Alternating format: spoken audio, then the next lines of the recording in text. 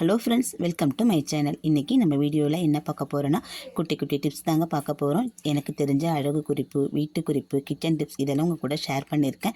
Video ஃபுல்லுமே skip பண்ணாமல் பாருங்கள். அப்போ தான் நான் என்னென்ன டிப்ஸ் சொல்லியிருக்கேங்கிறது உங்களுக்கு புரியும், உங்களுக்கும் பயனுள்ளதாக இருக்கும். வீடியோ ஃபுல்லுமே பார்த்துட்டு பிடிச்சிருந்துச்சுன்னா என் சேனலுக்கு ஒரு லைக் கொடுங்க. மறக்காமல் சேனலை சப்ஸ்கிரைப் பண்ணி சப்போர்ட் பண்ணுங்கள். நிறைய பேர் பார்க்குறீங்க, லைக் பண்ணாமையே பார்க்குறீங்க. நீங்கள் கொடுக்குற லைக் எல்லார் வீட்லையுமே பால் காய்ச்சும் போது ஆடை என்னன்னு அந்த ஆடையை எடுத்து இந்த மாதிரி செஞ்சு பாருங்கள். நீங்கள் பியூட்டி பார்லரே போக மாட்டீங்க, 1000-500 செலவு பண்ண மாட்டீங்க. வீட்லேயே நமக்கு காசு மிச்சமாகவும் நமக்கு முகமும் பளபளன்னு இருக்குங்க.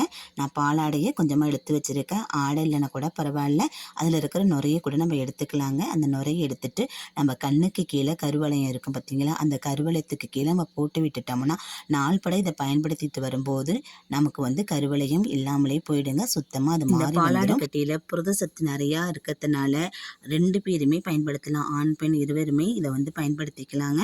அது மட்டும் இல்லை, வறண்ட சருமம் உள்ளவங்க யாராக இருந்தாலும் இந்த பாலாடையை எடுத்து நம்ம முகத்தில் அப்ளை பண்ணிட்டு வரும்போது நாளடைவில் நம்ம முகம் பொலிவு கொடுக்கறதோட அந்த வறண்ட சருமமே நமக்கு மாறி போகும். இதை முகத்தில் அப்ளை பண்ணிவிட்டு ஒரு 10 to 20 நிமிஷம் அப்படியே நம்ம விட்டுட்டு நல்லா தேய்ச்சி கொடுத்து அப்படியே விட்டுட்டு ஒரு வெதுவெதுப்பான நீரில் நம்ம கழுவி எடுத்துட்டோம்னா நம்ம முகம் பளிச்சுன்னு இருக்குங்க. இதுக்காக நம்ம முகத்தில் வேறு எந்த க்ரீமும் போடணுங்கிற அவசியம் கிடையாது. நம்ம பியூட்டி பார்லர் போக வேண்டிய அவசியமும் இல்லைங்க.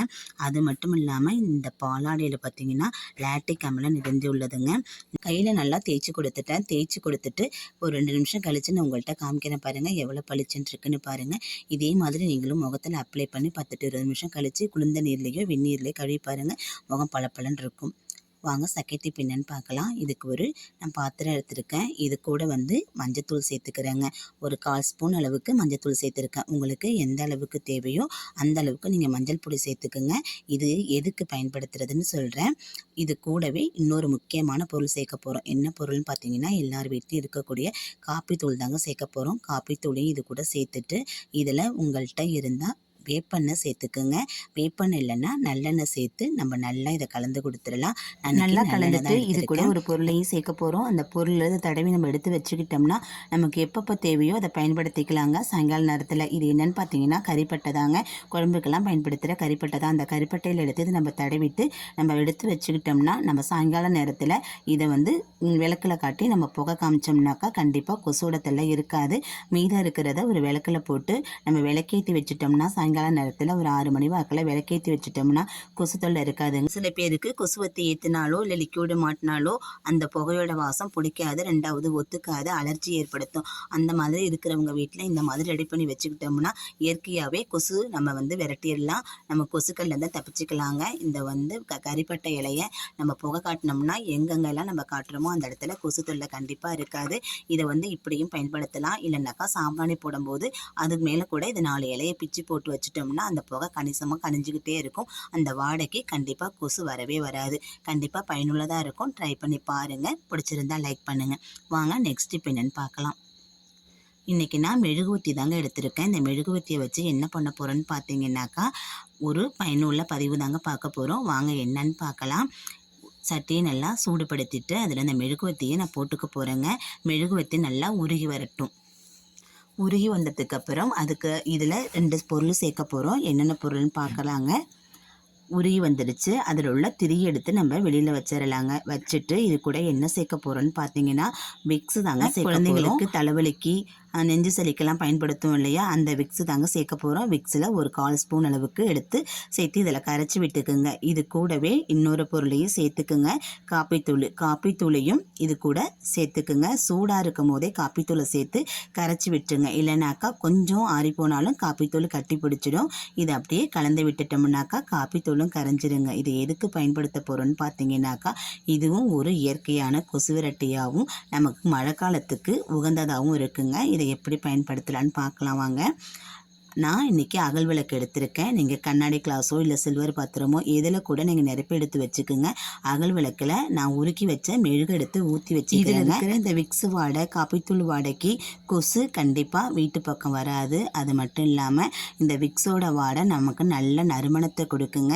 வயசானவங்க, உடம்புக்கு முடியாதவங்க, கொசுவத்தி கொடுத்து வச்சா அலர்ஜி உள்ளவங்க அந்த மாதிரி இருக்கிறவங்க வீட்டில் இந்த விக்ஸை சேர்த்து இது கூட காப்பித்தூள் இன்னும் வேணால் நம்ம கற்பூர பொடி அது கூடயும் சேர்த்து நம்ம இதை கொளுத்தி வச்சோம்னா அந்த வாடைக்கு கொசு இருக்காது, சின்ன சின்ன பூச்சிகளும் வராது, குட்டி குட்டி வண்டு இந்த மாதிரி பிரச்சனையும் இருக்காதுங்க.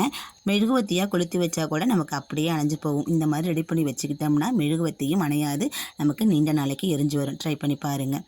நெக்ஸ்ட் இப்போ என்னென்னு பார்த்தீங்கன்னாக்கா ஒரு தட்டு எடுத்திருக்கேன். அது கூட கொஞ்சம் போல் பேக்கிங் சோடா எடுத்திருக்கேன். சமையலுக்கு பயன்படுத்துவோம் இல்லையா, அந்த ஆப்ப சோடா தாங்க எடுத்திருக்கேன். அது கூட நம்ம வீட்டில் எந்த பவுடர் இருக்கோ அந்த பவுடர் ஒரு 1/4 ஸ்பூன் அளவுக்கு சேர்த்துக்குங்க. சேர்த்துட்டு இது கூட மஞ்சள் பொடி வந்து ஒரு 1/4 ஸ்பூன் அளவுக்கு சேர்த்துக்குங்க. சேர்த்துட்டு இதை நல்லா நீங்கள் கலந்து நம்ம வீட்டுக்கு ஒரு கிருமி நாசினியை தாங்க பயன்படுத்த போகிறோம். எப்படி பயன்படுத்தலான்னு பார்க்கலாம் வாங்க. நம்ம எல்லார் வீட்லேயும் தொடப்பம் பயன்படுத்துவோம், பூந்தொடப்பம் பயன்படுத்துவோம். மழை நேரத்தில் அது வந்து கூட்டும்போது நனைஞ்சு போயிடும். நனைஞ்சிட்டு அதில் ஈரப்பதம் இருந்துக்கிட்டே இருக்கும். அதில் குட்டி குட்டி கொசும் வந்து உட்காரும், பூச்சிகளும் வந்து அடையுங்க. அது இந்த நேரத்தில் நம்மளால் காய வைக்க முடியாது. அந்த நேரத்துக்கு இந்த பொடியை அது மேலே தூவி விட்டுட்டிங்கன்னா அது மேலே இருக்கிற ஈரப்பதம் பூரா உறிஞ்சிட்டு நம்ம வந்து தொடப்பம் நல்லா நமக்கு காஞ்சி வந்துடும். நான் தென்னை ஓலையில் கிழிச்ச விளக்கமரு தாங்க எடுத்திருக்கேன். நீங்கள் கடையில் வாங்கின பூந்தொடப்பம் இருந்தாலும் இது வந்து ஒர்க் அவுட் ஆகும். அது மட்டும் இல்லாமல் டைல்ஸ் தரையாக இருந்தாலும் இதை போட்டுட்டு நம்ம வந்து தொடப்பத்தை வச்சு கூட்டும்போது அந்த இடத்துல இருக்கிற ஈரப்பதத்தையும் இது அப்படியே உறிஞ்சி எடுத்துகிட்டு வந்துடுங்க. டைல்ஸ் தரையாக இருந்ததுன்னா அது மேலே தூவி விட்டுட்டு நம்ம கூட்டும்போது தரையும் நல்லா பளிச்சுன்னு இருக்கும், அதில் ஈரப்பதமும் இருக்காது. ரெண்டாவது கிருமி நாசினியாகவும் இதை பயன்படுங்க. கொசு தொல்லையும் இருக்காது, குட்டி குட்டி பூச்சியும் நம்ம தரையில் வந்து உட்காராது. இதில் பேக்கிங் சோடா பவுடர் மஞ்சத்தூள்லாம் சேர்ந்து இருக்கிறதுனால இயற்கையான கிருமி நாசினியாக நமக்கு பயன்பெறும். இந்த மழை நேரத்துக்கு லிக்விடெல்லாம் ஊற்றி நம்மளால் தரை துடைக்க முடியாது. இந்த பவுடரை யூஸ் பண்ணி தரை துடைச்சி பாருங்கள், தரையும் பளிச்சுன்னு இருக்கும், நமக்கு வந்து நல்ல ஒரு மனமாகவும் இருக்கும். ட்ரை பண்ணி பாருங்கள். வீடியோ பிடிச்சா லைக் பண்ணுங்கள், சேனலை சப்ஸ்கிரைப் பண்ணி சப்போர்ட் பண்ணுங்கள். நன்றி.